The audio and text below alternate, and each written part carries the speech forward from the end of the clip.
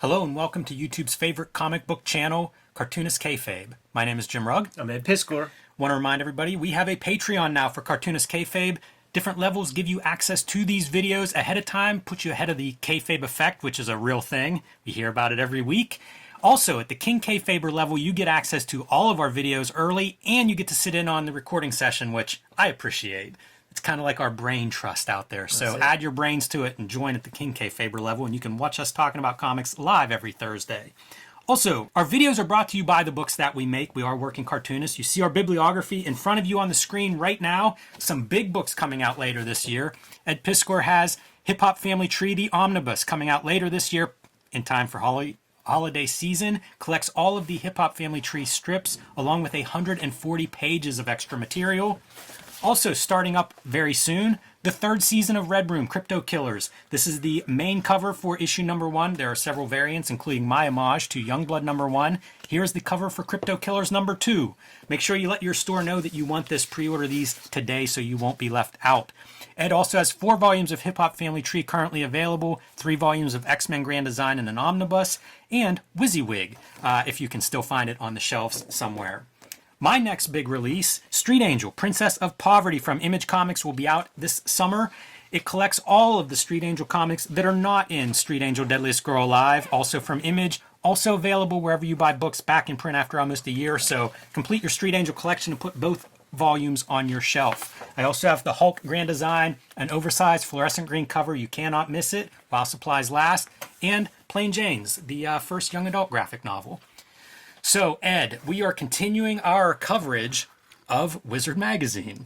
This is issue number 53, January 96. It's a big year-end spectacular, so we're going to get some of the biggest stories of the 1995 year. And you're Wizard in better shape than me because you have some of the supplement materials, like this Ash mini comic, an exclusive preview to the upcoming event Joe Quesada, Jimmy Palmiotti launch, Vampirilla gallery card. This was the dumbest stuff. Not just them. A bunch of companies did this. But this is your standard trading card size. And they decided they were going to make them bigger. This is the equivalent of doing magazine-size publishing in the comic book world. Yeah. Doesn't fit in any of your card holders. Well, they built new card holders. Sure they did, of course. This is the other big promo. The Battle of the Century with Marvel and DC Comics. You see kind of the lineup. I almost said a big fight feel. But I don't know if they quite deliver that. But you could vote on these? Was this accurate? Did they actually tally these votes? Because no. I would think Marvel would crush the competition with the possible exception of Batman versus Captain America. Wish they would have done it that way. Could have been very, very embarrassing for one or the other. It would have to be on the independent level, man. Just like go see our Death of Superman comics. Oh my goodness. That are out there. As you guys are finishing up the Deaths of Superman, you may want to revisit the DC Marvel Comics Battles of the Century. It's funny. This is something that I missed. I've never seen a page of one of these comics. Yeah, I got the first issue, and it is a job fest, man. Even with, like, reasonably good artists on it, the writers just... If you can't make the preview art look good, that's saying something. But this cover is really awesome. It's the Romitas teaming up. So, you know, at this point in 96, you're going back to John Romita Sr., back to the 60s Spider-Man, and John Romita Jr., who recently we had on, talked to about he's still drawing Spider-Man all these decades later.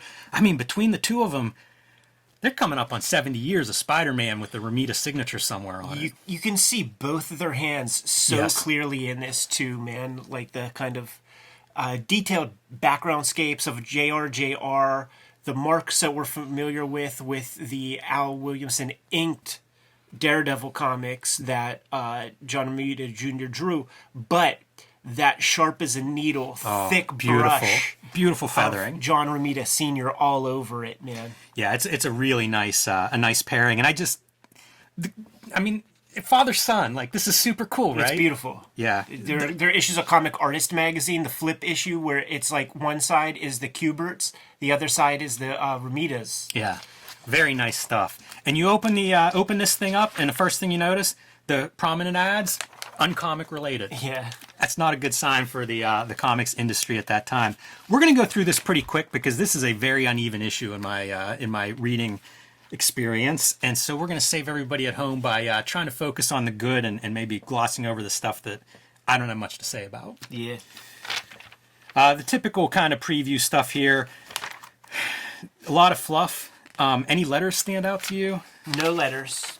Yeah, nothing too exciting to me there either, which is funny. You'd think they would, I don't know, save some good ones for their big anniversary issue. Well, you know, I mean, what they consider good, you know, maybe Well, that's fair. maybe they did, and one of them is like, you know, I wish you guys were more. I liked it better when you were sarcastic and, Yes. and jerky and all that. Like, why don't you bring some of that back to comics? Yes, curse you, letter writer, because I feel like it does come back at some point. That's what they were known for, I think, by the end. When like Joe Madureira came out, and then there were like all the dudes copying him.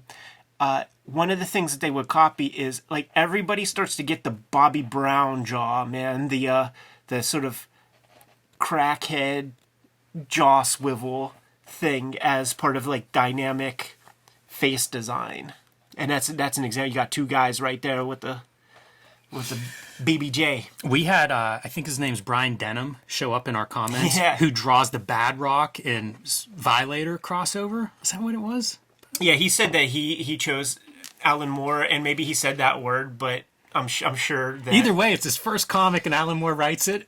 Makes me very curious to see that issue. You'd think if It's a I'm Rob miniseries. Liefeld and we get Alan Moore doing one of my characters as a crossover, I feel like I'm signing up for that one. Well, like we're gonna learn a lot about Rob's schedule and where he's at. It's a very Charles Foster Kane kind of That's fair. story. I like seeing the letter art just in terms of what are the characters that make it in. I didn't recognize these names or in the art section, but like Hellboy, Peanuts, Generation Lord X, Pumpkin from fucking Ultraverse. and Lady Rawhide.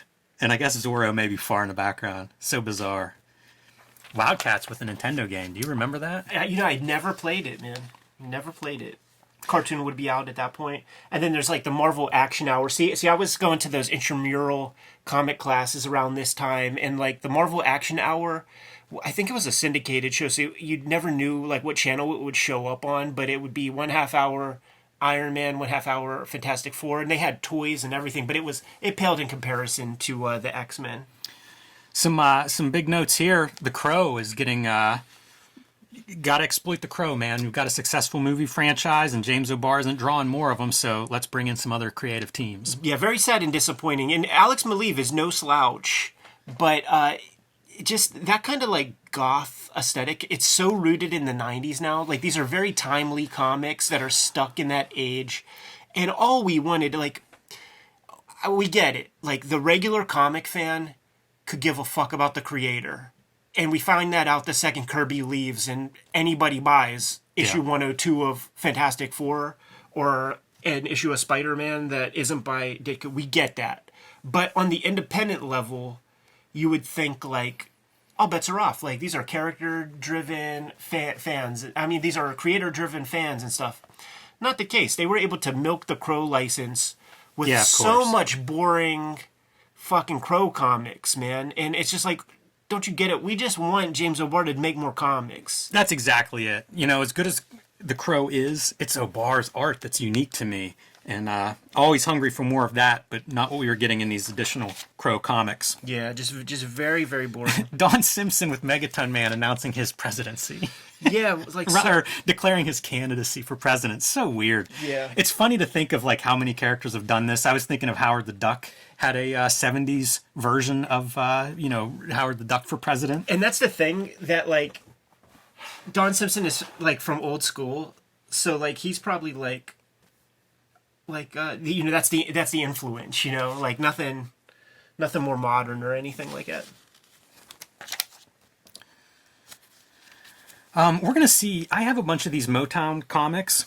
Yeah. They're an Image imprint, and apparently Marvel was originally going to distro those. It reminds me of Milestone in a way, because I think the plan was they retain them, the rights to them, but then distributed by a bigger company. And then whenever Marvel switches their distro up, they end up going to Image. Nothing much comes of them. I think they do about 7 or 8 total issues are released, but interesting that somebody had that deal in place. Wasn't Michael Davis a Milestone guy? You know, that name does sound familiar. I'm not sure. It could be. Yeah, it definitely could be. Wendy Peeney, some updates on ElfQuest, doing a lot of movie work at that point. Yeah, and some other work. It's just never gone down. They always talk about like the movie, it's almost like she should just never mention it ever. Yes. Until it comes out, because that thing has been in the works, quote unquote, for 40 years at this point. Yeah, and she says she wrote the screenplay and did the storyboards. I'd be curious to see storyboards. I think that's always interesting when the artist does it. And I think one of the noteworthy things is, Wendy Pini is returning to draw the final 3 issues of like one of the miniseries, which had the same kind of deal as the Crow stuff we were just talking about. Like, there's been zillions of fucking ElfQuest books, and, you know, she was off doing some other things. But, like, she's a strong cartoonist. She is what made ElfQuest. So all that other Barry Blair shit doesn't register with anybody at our level who is deep in the craft, deep in the game, who cares about structure of comics and the creation of comics. It's just serving a need to fans, basically. And here's your timestamp. This is the corpse from Hellboy is being, I guess, collected and released as an issue. And Mignola kind of says, you know, this is a high point. This is what he's going to be judged against, you know, future Hellboy stories. We've looked at that, I think, maybe a couple times, maybe in an artist edition. A phenomenal comic. So, latest Xeric Foundation recipients announced. I don't even know most of these people. I recognize Jessica Abel, David Yurkovich, Death by Chocolate. I see that now and then in a dollar bin. Yeah. The rest of those I don't know that I've ever seen. I didn't see anything but Art Babe, when she becomes a Fantagraphics head for 3 issues or something like that. Yurkovich, when I get involved with Top Shelf, he's got it's like a superhero graphic novel that was done, and maybe it's the characters from this all collected or something. But I don't know. Yeah, but I love seeing it. I think the Xeric Foundation. You know, you look at that total list of everything that was handed out from them and all the talent, pretty damn impressive. It's almost Kickstarter before Kickstarter in a way, because there's probably a couple hundred recipients, and many of them went on to big careers. That was their argument for stopping the Xeric grant. They said that Kickstarter now fills that niche. I don't have too much in the company updates. This Mallrats, Kitchen Sink does a Mallrats book. I never saw that or heard of that. I wonder if because like, it's amazing. When you watch that beginning sequence where they have comic artists do title cards for every person in the movie, like, that's clearly a Jay Lee joint. But they'll get all the dudes from like Gaijin Studios, like Jason Pearson does one, Adam Hughes does one. I haven't seen that movie since about when it came out. Kind of curious to revisit that one of these days. Yeah, it's really fucking sick, man. Allred shows up, and so like to have those actually like collected in a book is something I always wanted. Because you only see those images, you know, pretty low fidelity for a half a second, and it's really rigorous. I mean, I'm sure they made better money doing that piece of art than they would for a cover for any comic books. You know, I often talk Caliber Comics and mention them. The Caliber Comics here, they're doing Bendis's AKA Goldfish, an issue of that, as well as the David Mack Kabuki color special of that is listed there. Jeff Smith and Charles Vess are contributing to Negative Burn. That's a pretty good listing for Caliber Comics in terms of present and future talent. Negative Burn is always worth picking up if you see that in the old bins. Punisher gets new duds and a new life. The worst Punisher sketch I've ever seen. I don't think that even exists. I don't think so either. Although you can see a little bit of ponytail, and in the back, whenever they show like a Punisher upcoming issue, you can see the ponytail. That's funny. Flopping behind him. That's funny. There's so much stuff that's like Marvel's about to do this, but we know for a fact these things don't have. It's actually a little bit disgusting and scary. There's a ton of stuff listed in this issue that I'm like, I don't know if this came out or not. If it did, I'm curious about it. The maximum press listings are Thunder Agents #1. I don't know if they ever did any Thunder Agents. No. And War Child #1 that Liefeld's supposedly drawing. I don't know that comic either, because War Child, that's the Chappie, right? Yeah. Yeah, it's. I don't know. It's bizarre. There's quite a few of these kinds of things. The Battlestar Galactica. I don't know if this was actually published. I remember hearing about the promo stuff, but I don't know if it actually was published. And once again, this is where Wizard will be going, where a big piece of news is that some fucking hack actor is going to be writing a comic. Like, comics is so disrespected, even by the creators of comics, that having some hack actor who fucking is a $20 signature at a comic convention, it's newsworthy. And you even accept to like give him a job to like write a thing just for potential headline fodder. Here's something that you never consider. The Battlestar Galactica, Erin Gray, right? She's one of the people who pioneered like these TV movie star. She might be Buck Rogers. Oh, maybe. I think she's Buck Rogers. Okay. Yeah. It's interesting, like, why this stuff ends up connected to comics. Right, because they might have, like, Rob might have, like, got dinner. Or That's like, what I'm saying. or Like, they're groups that infiltrate, like, the Comic-Con scene. yeah. And, you know, this is what you get from that.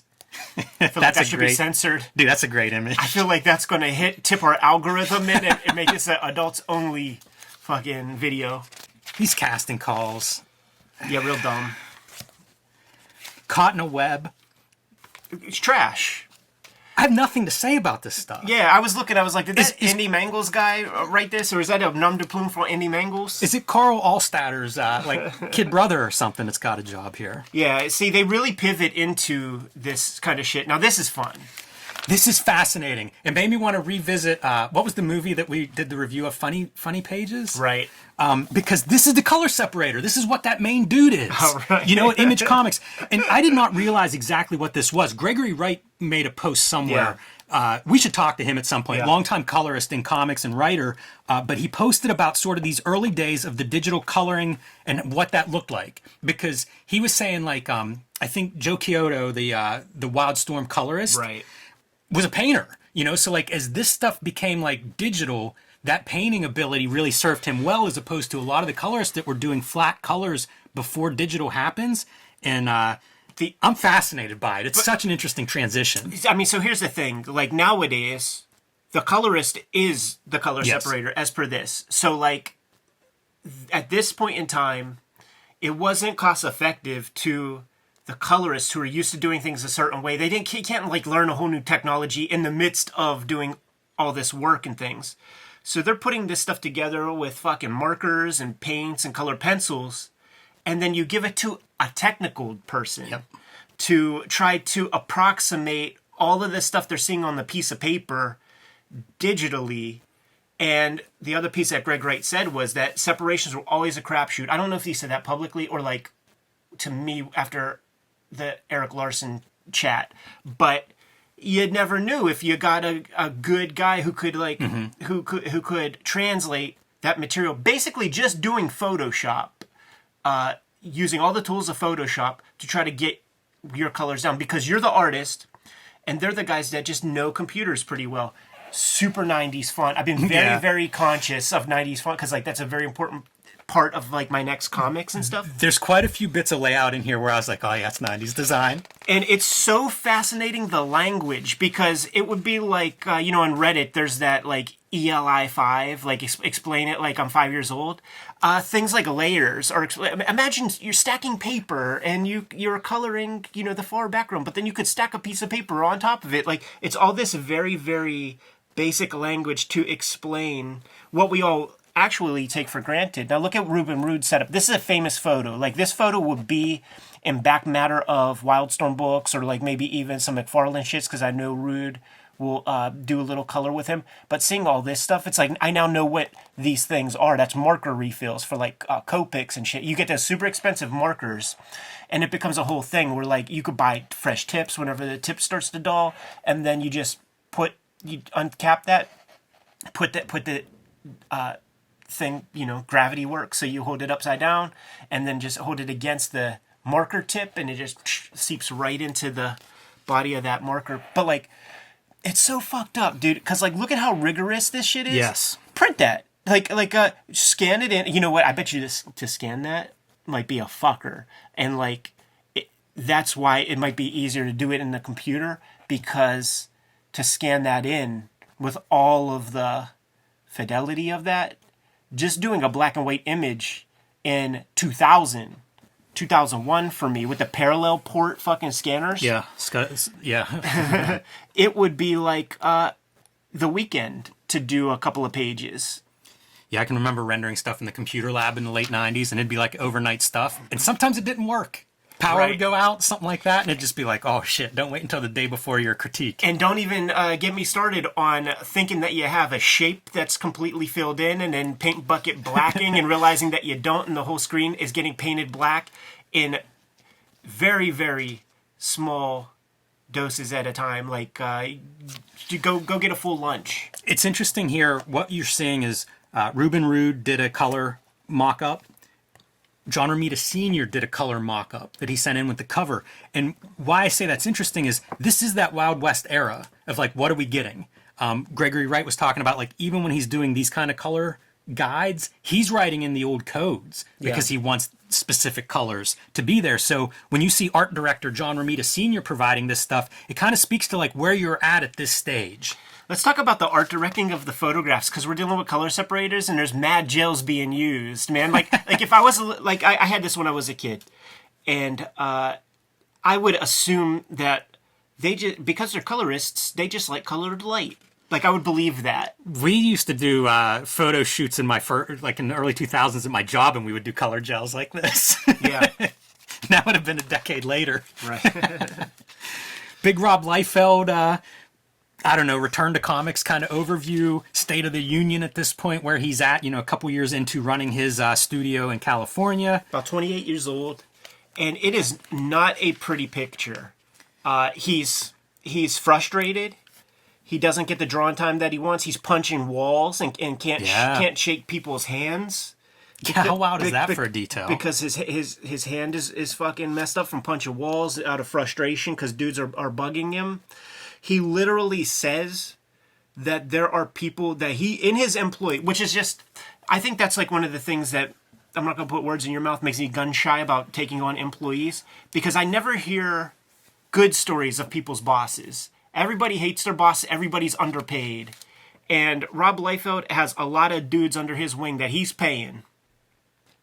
And 75 people on payroll. And literally saying that, like, there are people here. It's just Caesar, it's Julius Caesar. There are people here who don't like me. People that he's paying. Yeah. That talk shit and shit. Like, it's very high school. It's very strange to think of that he's the boss, and yet he's got these people that it's like, I'm not going to lunch with that guy. It's dramatic. It's high school stuff, and with that, and there is so much sycophant chatter in here, man, where they're like, oh yeah, like I go to lunch with them every day because, like, I know how to hang. And, like, right. Like, shit like that, man, where it's like, wow. Pretty whack. Yeah, it's quite an interview. The numbers are down a lot compared to what they were. If you watch the Image Revolution documentary, there's a part with Marat Michaels talking about going into the studio, and Rob is, like, sad and has his head hanging. And Marat's like, yo, man, what's wrong, dude? And Rob is like, we got our first book that sold under 300,000 copies. That would be tough. In that same documentary, there is the part where Rob is taking some of his job dudes to the window. And I've been to that office. Like, I've been there, man. I seen it. And he's, like, pointing out to the car lot. And Rob's like, all those cars out there? I bought all those sports cars for you guys and shit like that, Danny Mickey going in studio and going over some inking with his top inker, I think, at the time, for sure. Look how much clutter is in that office. It makes me kind of uncomfortable just looking at it. Little sidebar here, Liefeld bearing the hatchet, going back to do the cover for X-Force 50. Yeah, I have that, but like it doesn't register for me. It doesn't ring a bell. But in 2 issues, I believe, from this, we're going to be getting into Heroes Reborn era. Right. So he's mending those fences. And he says even here, like, don't confuse me for Todd McFarlane or Eric Larson. Like, I don't have a problem with Marvel. Never did. And I credit Bob Harris for a lot of stuff that happened in my career. He said it on our interview also. Yeah. Makes me think that Bob Harris may be the editor-in-chief when they do the Heroes Reborn. It might be editor-in-chief at this point. Here's the curious thing, because he's... I'm not sure of the timing on that, but... Here's the curious thing, dude, because he is the writer of Avengers, as we'll see in this. Mm-hmm. So is he playing along without the other job guys who are doing those titles knowing that... Because, like, we'll get there. We'll get there. I don't know that this Extreme Destroyer thing ever happened. Oh, I think it did. I think it did. I know Sacrifice happened, but I just don't remember this.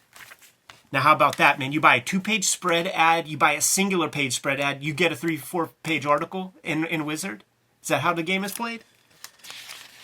I don't know, man. I'll tell you this, Street Angel was reviewed in Comics Journal back in the day, and I bought Comics Journal ads. Are they related? I don't know. My day job, we used to do that all the time. Ain't no regulations on this kind of stuff. Ain't no FCC payola shits. I think this came out. I feel pretty, because like Night Strike is definitely a book. You know, I feel like this probably came out. Oh, look at that, man. One of the things he's talking about in the article was going back and forth. Am I going to cancel Newman? Newman at the time, I believe, was Todd Knox art, and I loved that aesthetic. It was these very bouncy musculatures, like, and the color complemented them pretty well because he had a very spare line as opposed. He was probably the closest to like a J. Scott Campbell for Extreme Studios. He was a young dude then too. Yeah, Todd Knox won several magazine contests beforehand. Like his name was kind of known. So Rob opted, like, we're going to cancel Newman, but we're going to pivot and call it New Force. If we talk to Liefeld again, we ought to talk to him about the differences in some of the inkers he worked with. Yeah. This spread inked by Sybil, who would be the inker on the Captain America run that he would do, and very different than Mickey's ink, in my opinion. I don't like it at all. And Joe Weems just posted feels up in cold comments. to me. Yeah, like I think that this Sybil might have been a discovery of Rob Liefeld. I think Mickey was also, but like, Yeah. well, Mickey was doing assistant work with T-Bear. But I think Sybil was completely discovered by him and was just going along, like, whatever you say, Rob, like, I will trace whatever you tell me to. Did this come out, or was this X-Men 2099, or those two books? X-Men 2099 is earlier than this. Okay. And, yeah, I don't know. Humberto Ramos' Marvel debut, I think? Yeah, I don't know that either, man. Who, you know, it's interesting because a couple of these guys become cliffhanger. You know, like they become like the... I'm going to do air quotes for the hot artist because that's going to be something that comes up in later articles in here that's kind of interesting. But one of those new guys, and you do see that American manga kind of stuff. Like this panel in particular to me is just right out of that Ninja High School kind of school. So kind of neat. Now this is the one that I'm talking about, dude.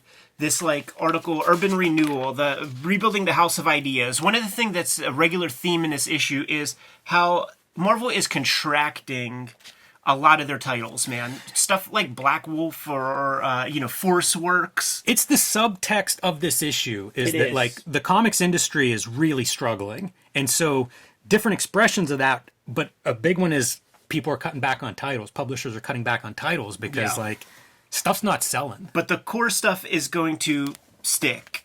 And so now we have Marvel Heroes, Avengers, Captain America, Fantastic Four, and all the plans. Okay, so when X-Men editor-in-chief Bob Harris, so he's not, it's probably still DeFalco maybe.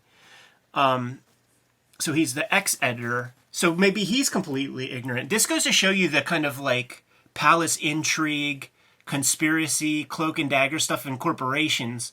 If Bob Harris is talking about all this stuff he's going to be doing with the Avengers, and in 2 months you're gone. Same thing with all of these time frame? Dude, I'm gonna grab this real quick. So we're looking at what, issue 53, right? Yep. Issue 55. Wow. Lee Liefeld, return. So there it is, man. Yeah, these guys are all out. So we're hearing a whole lot of vaporware about what's going to happen. And, you know, Mark Waid and Ron Garney, they're getting some props for their Captain America. They have all these plans. Sayonara, fellas. And it continues like Iron Man. That'll be a Wills book.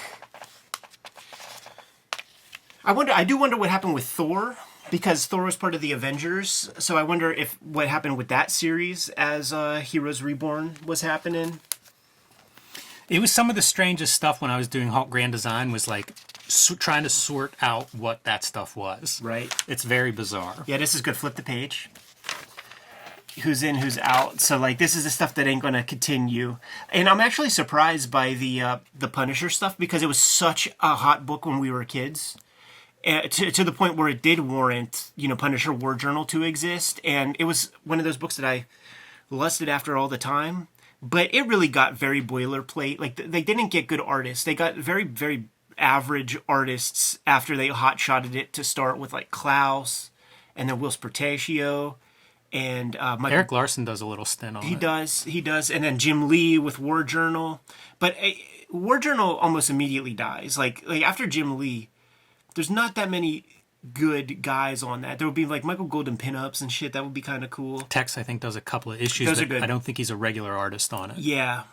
But the Chuck Dixon writing kind of is like what carried it and made it kind of interesting. The Mike Barron writing kind of he stuck on for a long time and kept it to the streets, you know. But pretty Anyway, preview of what they have planned for these books. Those previews are the stuff that, like, that doesn't interest me too much because, like, it's all come and gone, and I don't know if any of it's made any marks. Stan Lee interview, this was a big deal. This was a cover feature. Always loved this card of Stan Lee. Yeah, it's great. That was part of the, I think the college, no, never mind. No, the card is a contrivance much later, but that image is from the college tour. Did you pull anything out of here? I didn't read it because I know it all. I've heard him say it all 1,000 times. There's not one new thing in here. So it's whatever you've read or heard him say, it's all in here. One of the great pieces, and it's probably in the Free Comic Book Day version of Tom's Stan Lee book. I'll give him a plug on that thing right there. But he does this one page that's so fantastic where it's like the visual evolution. It's like, say, 9 panels, and it's almost like a Warhol Marilyn Monroe where the colors keep changing and stuff. And then it's a progressively aging Stan Lee. Loses hair, gets a lot of hair, has a shades, like all that stuff. Saying the same sentence to illustrate that this guy has his rap down. Oh, and, yeah. And that's all we're seeing here. It's literally, you could just skip it. Every now and then I like to see if he mentions that Martin Goodman's a cousin and stuff. And his take on that is, oh man, it's in here. And he basically says distant relative. right. Yeah, he's trying to push away from that nepotism. They talk Hollywood too. I wonder, kind of like reading this and thinking of where comics and especially Marvel has gone, how important Stan Lee is in the history of like Marvel making its transition to the movies, because he does make deals. Like, you know, I think he's the liaison whenever like the comics and stuff, the cartoons and stuff are happening. That's kind of the big success here in terms of LA. But I wonder, like, is he the guy? Does he lay groundwork that is then in the 2000s really turned into money? Here's the thing that it's a question that I've always had about these big companies and stuff, where he says it here. I'm the publisher and I'm the something else, but it's an honorific title. He does say that. And so, like, when Dan DiDio is publisher, or like John and Nee or whoever is like a Marvel publisher, it ain't your money. Like, what is that? What does that mean? You're the publisher. You ain't publishing shit. You got a job. You're an employee. Like, what? How is that publisher? Yeah, I have no idea what their responsibilities are, but Eric he does Stevenson, explain that he's like, not involved. Yeah, like Eric Stevenson. Like what does that mean? Like, I bet it's different from company to company, and even from like whoever the previous publisher was to the current ones. But I don't know what the list would be. I bet it's pretty different between what Eric Stevenson does versus I'm sure DiDio. Stevenson's very hands-on. But, like, yeah, the Marvel DC stuff, it's like, you're being told what to do. You're a fucking employee. Like, I gotta take you seriously? Are you kidding me? Greg Capullo's Crash course. Powerful pages fast. This is my favorite installment so far of the Capullo stuff. Yeah, I'm on board. I like all of this. And he kind of goes through and he says, you know, one of the main problems is there's too much sameness in amateur pages. So he's going to give you some tips on things to do to spice up your page layouts. First thing is close-ups. And these are all examples of different close-ups, some extreme close-ups like this eyeball or the gun hammer, stuff like that. It's pretty interesting. It reminded me of like Wally Wood's 22 panels that always work. Yeah. It reminds me of like composition stuff that we'll read from Alex Toth. Nothing contradictory here, but I think this is a really good, I agree with all this. Yeah, absolutely. And, you know, he makes fun to look at pages. We looked at a controversial issue not too long ago on the Kayfabe channel that is pretty much spearheaded by him. If we do another issue of Spawn with him, I'd be curious to like pull these out. Yeah. You know, like, pull out these things. Because like larger than life is an extreme foreground object. I love that idea. Let's do it. Like, because like the issue that we would look at is the kids with the cop dad. You know, frame up. This is something that you'd see in Will Eisner, like, oh, let's put the camera outside of the window, you know, so we're looking at action through the window, things of that nature. Having your black in the foreground, whether it's silhouette or just like a deep shadow. This is him. He's like, hey guys, check it out. You can put two shadows over top of each other. Heads up or down, bird's eye view shot, overhead shot, good for establishing. But anyway, all this stuff makes total sense to me, and it really does remind me of the wood stuff in that it's like, this is your quick checklist when you're doing your layouts. How's that for a period of time, baby? Get your Totally. little American Online disc for free. Wizard art, always fun. Didn't recognize any names in here. Starting to get some more of that computer color There's stuff. some weird stuff in some of these. Like, they're not even related to like a Wizard cover anymore, so it makes me wonder, did the contributions fall off? Right. Your odds a little better now if you send something in than if you did at their peak. And some are really pretty developed. Like this Batman is, it feels like, yeah, send that into a convention. Like, go try to get some work. Homemade heroes. And it's just posing existing figures, so it's not even homemade heroes. I guess some of them are. I like the Ripclaw versus Wolverine is just a... I had to look because I'm like, Wolverine? Is that a combination? It's Wolverine's head in a bloody bag. This 8-4, there was an earlier We've seen this issue before. that had that, and they were spot on, with the exception of maybe one or two people who might have just like pivoted out of comics and had success elsewhere. But they do seem to be pretty solid with their prognostications. They did well with Charles Adlard as your number one listing here. I feel like if you were going to arrange like, I don't know, successes or payoffs, that guy's probably pulled the most money out of this list. But some of them I don't even know. But check this out, yo, man. Charles Adler, 20 to 25 pages a week are extremely productive. 15 fully penciled and ink pages are insane. To say that Charles Adler is faster than a speeding bullet is a gross understatement. That's amazing. Right, but I don't know what that means. It means he's a fast artist. He makes He is a fast quick artist. pages. I don't think he's penciling 25 pages a week in any kind of regularity. Because he's doing one book a month at this point. So what's he do the other 3.5 weeks? Right. It's kind of a weird statement. It doesn't say that's what he draws, the rate that he draws. I know it's kind of implied, but I don't know. It's kind of weird. Next round of dudes are guys that show up on Grendel comics a lot. Always good looking stuff, but I never really read that shit. Yeah. Gene Hall I ran into at a library conference a couple years ago, maybe a year or two ago. He's one of those guys, man. Like at this, I didn't see this. There's like a Green Lantern comic that's like his first deal, but that Adventures of Cyclops and Jean Grey or whatever. That was right when I started to find comic shops. Like I got it at Bill and Walt's at Century 3 Mall. And there's art in that just blows my mind. So like that photorealistic thing, there's still that image that they use it a lot in promo and shit of like the Nathan Summers like robot eye down like upshot with the fucking cybernetics on his face and shit. Such a cool drawing. Yeah. Top 10, right? The Alan Moore Absolutely. series is what I think of when I first think of Gene Ha. Ron Garney is listed here, and I had no idea. I thought he was a longtime veteran of making comics, so that was kind of surprising to me. Yeah, I don't know. Like when he's doing Captain America, I always think of him as like, oh, he's established. I've seen him in these other books, but maybe I didn't. Kevin Law. I don't know what all he's done, but the thing that's coming up is the Punks special manga Punks. I recently picked that one up. Makes me curious, like, what all he's done. But clearly, like, he's talking about bringing manga stuff in to certain elements, like characters' expressions, but then doing, like, American-style figures and things like that. So kind of interesting. Curious what all his career is. Warren Ellis, very early in his writing career, and Humberto Ramos again. So this guy seems to be hitting. Ramos. Yeah. There's a couple listings in here. A lot of filler of this sort.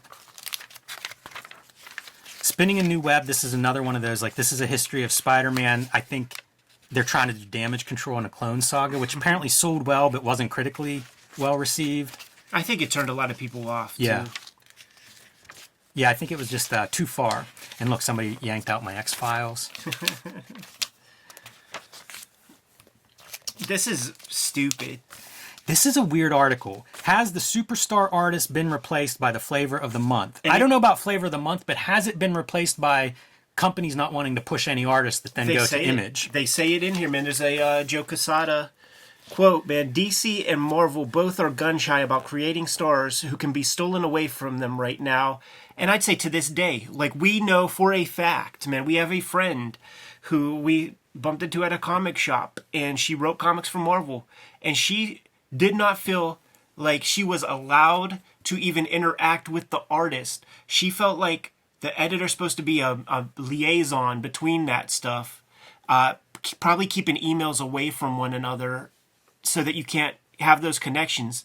Thankfully, there's still comic conventions, so you can connect with people at that level. But, like, they will not help you create a great pair so that you guys could go off and do an image book and have real success that you own and shit like that. They're not going to be a part of that. It made me think, who's a superstar artist that's been created since then? That has become a superstar artist since then? I don't know if there is one.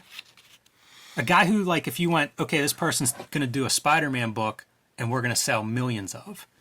Yeah. Like, I don't know that there is one since this era. And I don't know, I don't think publishers can completely control that. You know, I'm not sure exactly what causes that, but I don't know that there's been a superstar artist of the caliber of a Jim Lee, a McFarlane, a Liefeld, since those guys. All like, those that's guys, it. yeah, all those guys, like, you know, I spoke to basically all of them individually at one point or another. And one of the things that they all hold in high esteem of importance is to have a run. And it's to have monthly consistency on the racks for a little while. And Marvel and DC kind of prevents that. Like, they don't let that happen. They let writers do it. And who are the superstars? It's the writers who are the superstars. You know, it's these Batman writers who break off and then have these 100,000 plus image books and stuff. So it's not the artist. They're not going to make that mistake again. Do you think it's completely in the control of the publishers that they're... It doesn't... I think they have lots of control. Can you go back one real quick, man? Because, like, this is... where is it? It's this piece with, like, established superstar artists talking about the sort of ethereal, you know, what do you call it, man? The fleeting nature of their artistic fame and things. Yeah, it's a pretty strange article. Especially to have 5 or 6 pages devoted to it. It's really stupid. And here's like some upcoming guys. Some odds. And, you know, Joe Madureira and J. Scott Campbell, both guys who I think of as like, they were pretty hot, but also they leave comics pretty quickly. Yeah, I think it shows like their interest in comics. Like, they're going to go where the loot goes. Well, further, you know, I mean, to me, that's further examples of like, you're just not able to do a superstar, say, in the latter half of the 90s because sales aren't there. You know what I mean? Nobody was able to go, hey, let's recover from this collapse. It didn't happen. So, you know, that's a chicken or egg maybe. But I think the guys who were positioned to maybe be that next generation of superstar left. Yeah, and Joe Mad has always said that, like, you know, comics is a means, like it's not his primary interest or anything like that.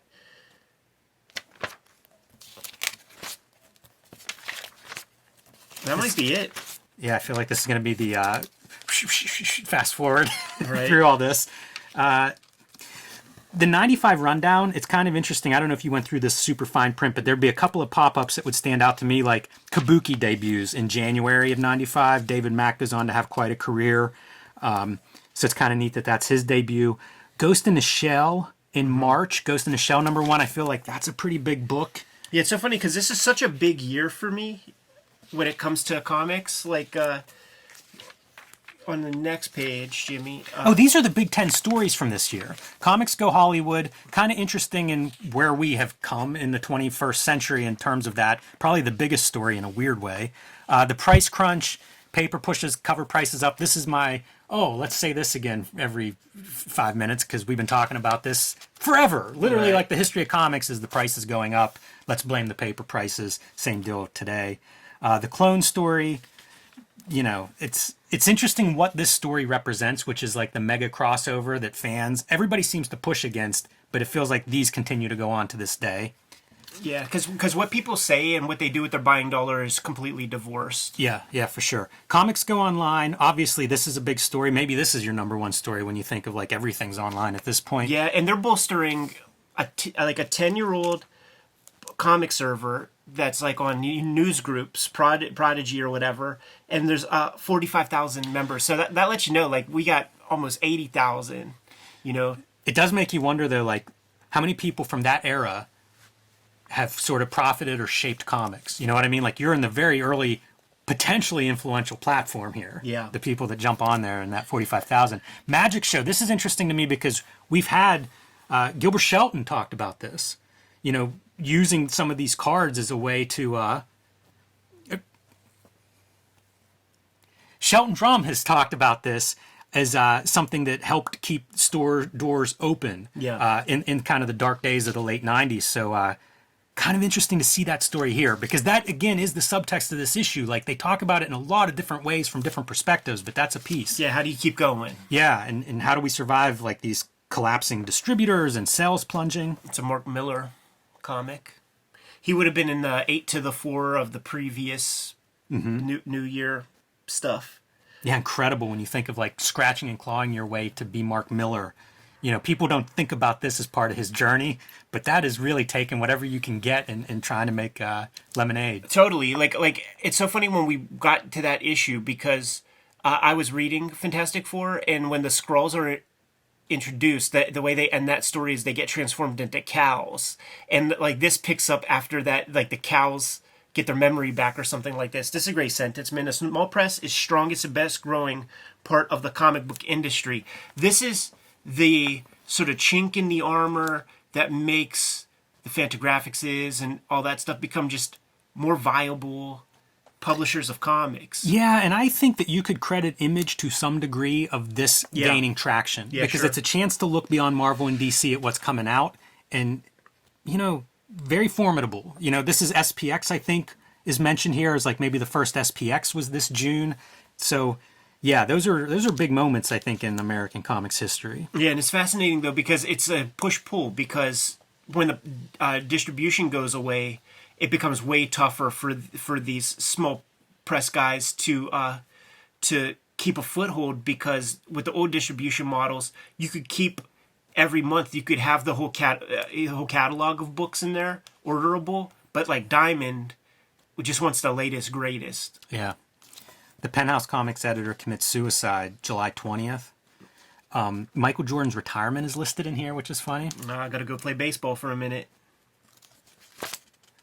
Manga migration. So obviously manga, everybody watching this, I hope, understands manga is huge. The biggest, if you call it a genre, the biggest one in American comics. But they mention they see the transition here as graphic novels. Very telling. Yeah. 1995, 96, and they're already kind of seeing the future, because to me, it's about 2005 whenever that really becomes like, okay, this is the footprint now for comics going forward. They're talking about it 10 years before it really takes over the bookstores and everything. Makes so much sense, man. And on the strength, they mention it here too, man. Oh my goddess. Like when I started going into the comic shops, I wasn't into the big eye kind of mangas and shit. And oh my goddess is one of those. But in that back section of Phantom, on that little, the little foreign section, you know, it'd have like the Hergés, the Asterix. There'd be about 10 volumes of oh my goddess trades, which is like insurmountable, because like that's the problem with American, the American system, is that there's just never enough volume to bring those prices down. So they're $20 books, you know, and there's 10 of them. So it's like, what do you expect me to do? It's the same prices as you know, American comic book collections and shit. And then it really takes like the Viz, where you step down the production a bit. Like you realize that part doesn't matter so much if you got like a good quality thing. Scale it down. The tankobon size is much smaller, and they could squeak $10 out of that, man, which is still more expensive than the Japanese tankobons and shit, but it's not $20. Yeah. In 1995. Distributor exclusives. You know, this is Marvel and DC choosing Diamond, and Marvel going on their own house distributor, Heroes World, for a minute. And the speculation is like, I suspect more stores will not carry kitchen sink books distributed by Capital, which goes under pretty quickly after this, because they won't want to deal with yet another distributor. That's Brian Hibbs weighing in there, you know, a comics retailer, talking about what these different distribution exclusives mean. And like we've heard people, I think Eric Reynolds has talked on our show about like whenever they make that announcement of exclusivity, it's over. Like it totally changes the comics landscape, and the publishers all knew it. And, you know, I think retailers probably knew it. So pretty wild stuff. Yeah. Yeah, this is a pivotal year, man. Like in every kind of sense of the word. Shy Girl I added to my list. This is Joel Orbetta, Yeah. the artist, graffiti artist, right? Didn't he go on to become a graffiti artist? Yeah. I follow him, man. I have he did a couple Zen Intergalactic Ninjas, and I have those, and the art's really cool. Apparently this was a character that kind of came out of that. Are you familiar with Koichi Ohata? No. Yeah, I wasn't either. Kind of a neat interview talking about his path through anime and manga, and also referencing some American comics that he picks up when he's in LA. Bisley and Todd McFarlane are the two names he cites. My dudes, when I go out to Japan, I bring Bisley comics to my guys, man. They really dig that stuff.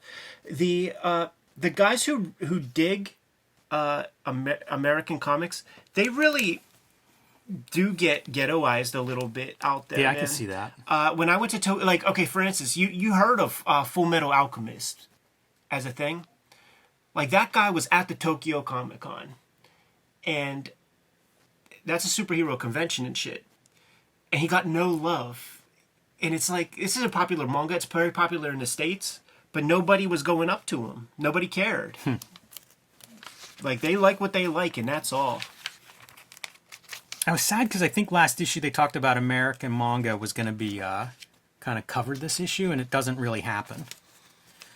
Nice Palmer's picks, again, reflecting on where the industry is. So you get like Paul Pope, you know, THB being one of the big breakout comics of 95, and some rundowns of what various indie publishers have plans for. Yeah.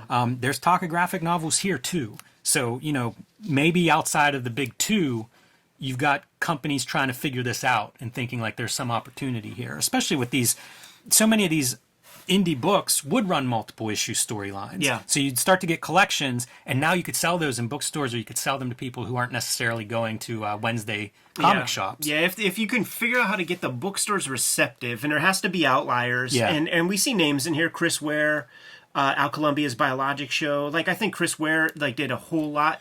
Jimmy Corrigan, I think, sold like 100,000 in book collection. It got that literary McSweeney's crowd behind it, and I think that to sell at that number, you're bookstores take notice, booksellers take notice. Right, and it's bougie New York. Like, you have to get the coastal cities on board, because they're the tastemakers. They're the people writing in your magazines. You know, like they're putting out McSweeney's. You know what I'm saying? So like, you need to get them on board, and then that created that little bubble that we were a part of and took some advantage of. But it wasn't an image type bubble.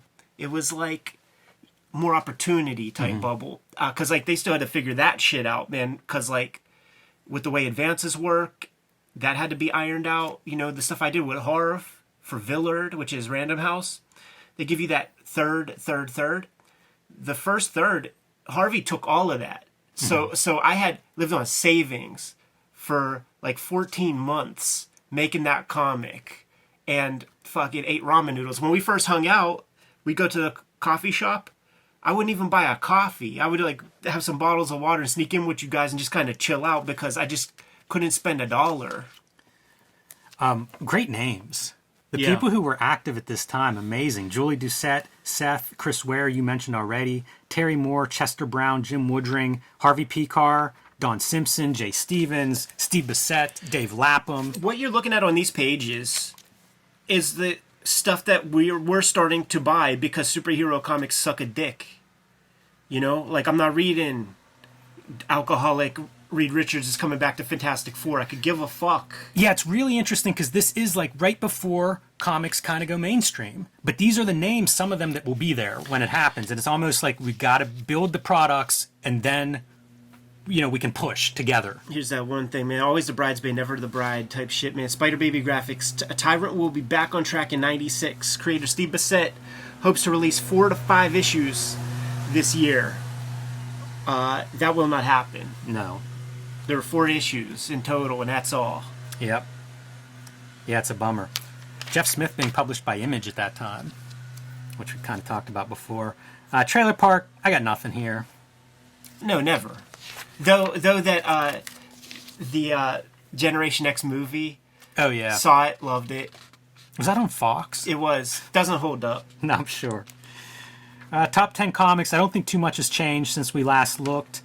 I don't know what X-Men Prime is. Yeah, I do. Do you remember that? Yeah, I have that. I think it's old Brian Hitch is like one of the main dudes in that thing. But yeah, I got it in the box. It's real ugly. Like when the art started to look like this, I was fully off. It's the superhero. It's the British superhero guys. So it's like Paul Neary, Brian Hitch. Like there's like a wonkiness to their aesthetic that I just never really gravitated. My top dude is like Liam Sharp of that style that I can get down with.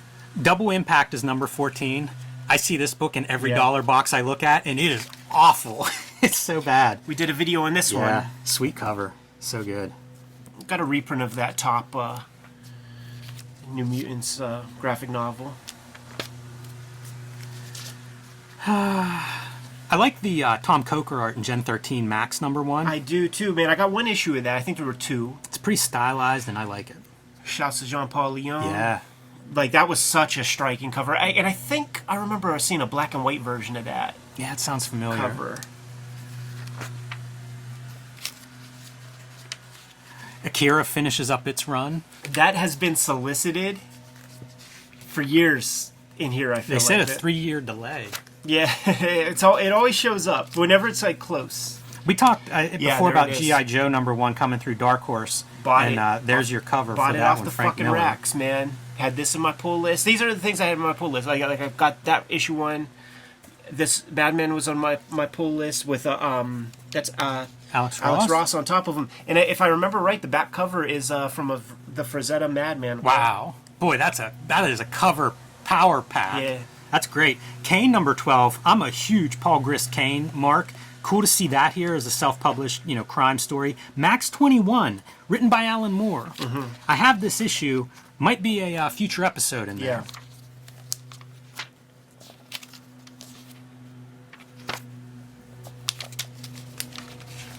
About all I got there. We squeaked out a full real episode, Jimmy. Somehow. Don't know if there's anything else. No.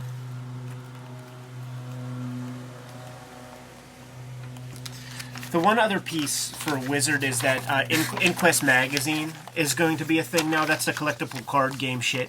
So I don't know if they had the article. I don't know that the their toy magazine, Toy Fair, is a thing yet. I'm sure we would see stuff in here. So they're going to collectible card games before toys, which is a interesting move. Let you know it's really before McFarlane starts cooking and bringing sexiness back to action figures. Our profiles are Adam West and Burt Ward. I have nothing to say here, but this does speak to the move towards screen anything. I'll say this, man. This video game list about CD-based video game consoles is the most sound piece of the entire magazine, man. All the grades are exactly spot on, with TurboGrafx CD having the worst and PlayStation, even though there's just a very small amount of games out right then, getting the A. There are some real solid. I had a PlayStation in college. That would have been probably my last game system. Yeah, it makes sense. I like the this art. It's like a real knockoff of Glenn Fabry, Simon Bisley kind of paintings. Totally. Wow, we did it. I'm shocked. Right.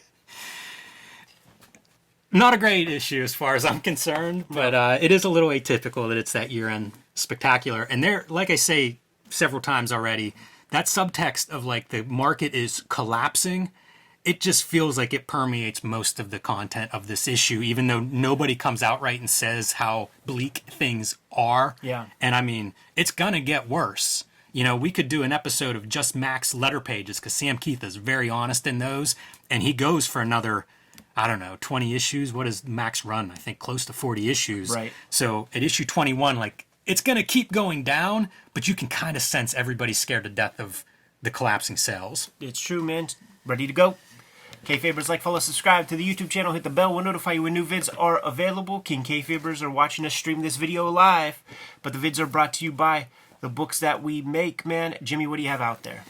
Street Angel, Princess of Poverty is my next release from Image Comics. It'll be out in a couple of months. You can pre-order it now. 20th anniversary of Street Angel, collecting all of the Street Angel comics that are not in Street Angel Deadliest Girl Alive, including a story that has not seen print before and a lot of unpublished artwork in that one. I also have Hulk Grand Design. You can't miss the giant oversized fluorescent green cover, Plain Jane's first young adult graphic novel, and you can read my latest comics on patreon.com/JimRugg.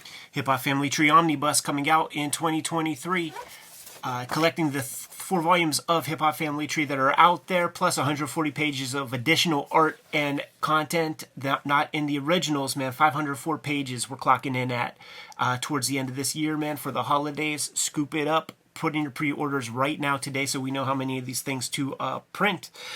There are 2 volumes of Red Room trade paperbacks out there. We are putting out the 3rd and final installment starting in May. Red Room Crypto Killers 1. That's the cover you're looking at there. That's the cover for issue 2 of Red Room. Going to come out on a monthly basis. Murder on the Dark Web for Fun and Profit is the name of the game. There are 3 volumes of X-Men Grand Design and WYSIWYG. Support our books. Keep these vids coming to you on a regular basis. But there are other ways to support the channel. Jimmy, let the people know. Subscribe to the Cartoonist Kayfabe newsletter at the link below this video. You can also find Cartoonist Kayfabe t-shirts, merchandise, hats, mugs, stickers, and more at our spread shop. That link is also under this video. All great ways to support the Cartoonist Kayfabe channel. Given those marching orders, we'll be on our way. Read more comics.